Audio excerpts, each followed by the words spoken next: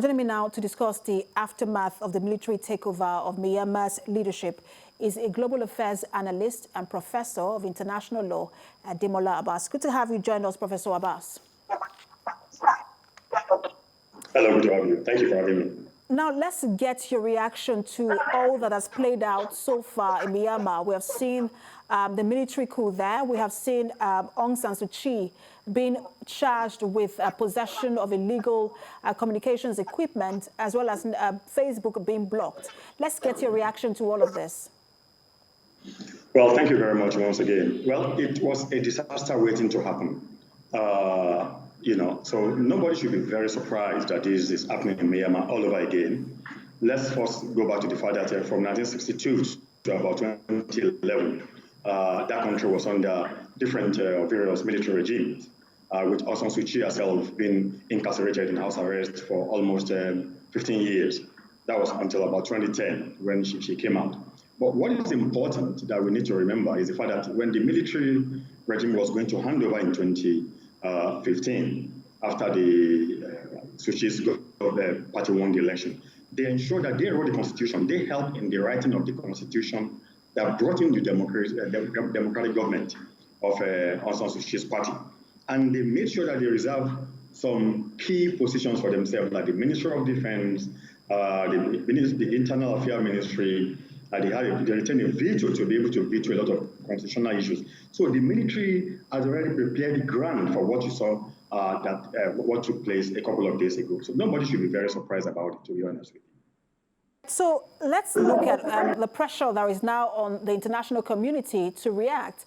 Would you say that we have seen any significant or meaningful reaction to this coup from the West?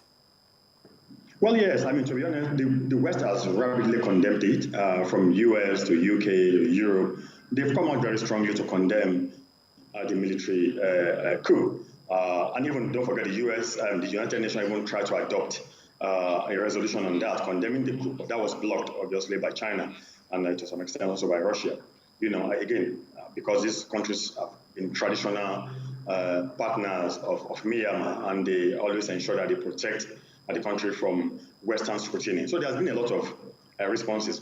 But I think what, again, we need to remember in all this is the fact that the West might not be as robust as it should have been. If you remember very well, even under the watch of Aung San Suu Kyi, a lot of Muslims were attacked under our government, by a lot of that Rohingya Muslims were attacked.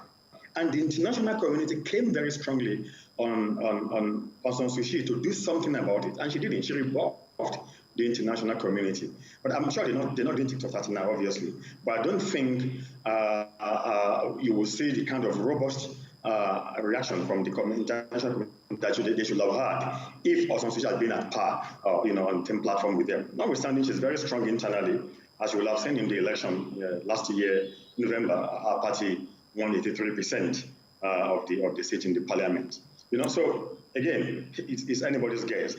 The Security Council won't be able to do Professor anything. Abbas, just allow me jump in, because I know you want to move to your next point, but I want to stay on that, where you said that she supported the military, just some sort of human rights abuses against Rohingya people, and we saw that case in court. She's a Nobel Peace Laureate, and people felt that she could have spoken out. Do you think that the reason she didn't speak out was to avoid a situation like this, where the military would take over power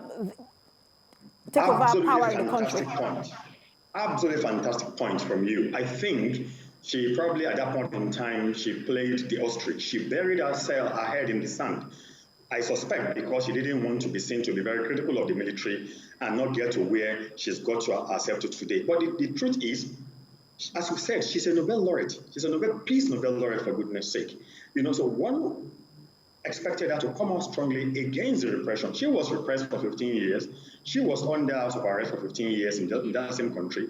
And the whole world stood by Aung San Suu Kyi. The West, the West, Asia, the rest of Asia, Africa, everybody stood by her to make sure she was free. So at that point in time, even without the sheen of Nobel Prize, Suu Kyi should have come out, but she didn't come out strong enough. I won't say that she actively promoted the genocide or ethnic cleansing against the Rohingya Muslims, but she condoned it. She condoned it to the extent that even the UN itself determined that took place at that point in time. But Xi Jinping can do anything. And look at the investigation that took place. It was a hogwash at the end of the day. So that's why I said that, I think she shot herself in the football. Having said that, look, it was so the international community must still come out as strongly as it could against and send a strong message to the military that you cannot get away with this in 21st century. Professor Abbas, we'll see how things play out in Myanmar in the coming days. We're waiting for the United Security Council to do something about it. China is blocking it. Those are a lot of issues. We'll see how the West continues to react and developments in that nation. Professor of International Law and Global Affairs Analyst Ademola Abbas, thanks for talking to us. My pleasure.